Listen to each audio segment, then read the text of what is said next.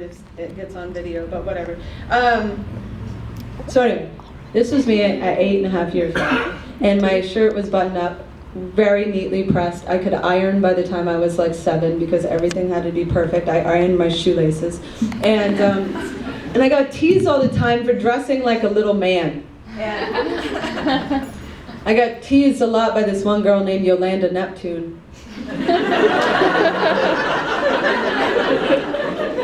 That right there just tells you how bad it was. Anyway, I wanted to go back and write a poem from this kid, and this poem is called A Letter to the Playground Bully from Andrea, age 8.5. Are you all distracted by the outfit? Okay. I pretty much had the same haircut too. Maybe there are cartwheels in your mouth.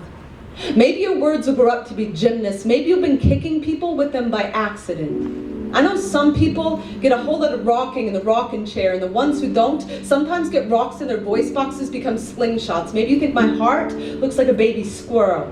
But guess what? You absolutely miss when you tell the class I have headlights, because guess what? I 100% absolutely do not have headlights, and even if I do, it is a fact that headlights prefer clean heads over dirty ones, so I am clean as a whistle on a teapot. My mother says it is totally fine if I blow off steam, as long as I speak in an octave my kindness can still reach. My kindness knows mermaids never ever miss their legs in the water because there are better ways to move through an ocean than kicking. So guess what?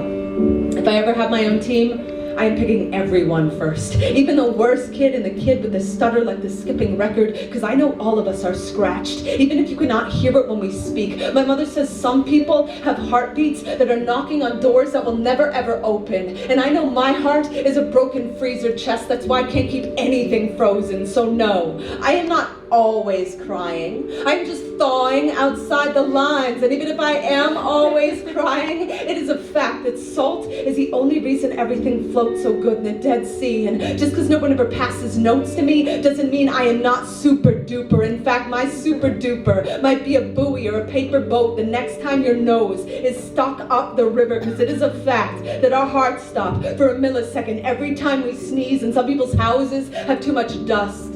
Some people's fathers are like addicts. I've heard addicts have monsters in their walls and shaky stairs. If I lived in a house that had an attic, I think I'd nightmare a burglar in my safety chest. Or maybe I'd look for rest in the sticks and stones, because my mother said a kid can only swallow so much punch before he's drunk on his own fist. But the only drunk I have ever known was sleeping in the alley behind my church, and Jesus turned water into his wine. So even God has his bad days, but on your bad days, couldn't you just say, hey, I'm having a bad day, instead of telling me I'm stupid or poor, or that I dress like a boy, because maybe I am a boy and a girl. Maybe my name is Andrea Andrew. So what? It is a fact that bumblebees have hair on their eyeballs, and people also should comb through everything they see. Like an anchor man is not a sailor, like the clouds might be a pillow fight. Like my mother said, every bird perched on a telephone wire decides the direction of its flight, but the conversations running through its feet. So I know everything I speak can make hurricanes in other people's veins, or shine their shiny shine. So maybe sometime, if somebody would sit beside me on the bus, I could say, guess what? It is a fact that manatees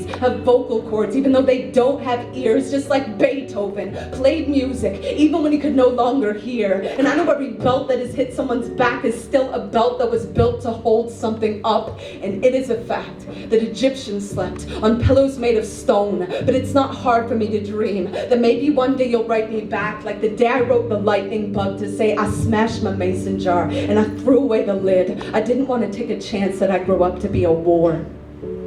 I want to be a belly dance, or an accordion, or a pogo stick, or the fingerprints, the mason leaves, and the mortar between the bricks to prove that he was here, that he built a roof over someone's head to keep the storm from their faith. My mother says that's why we all were born.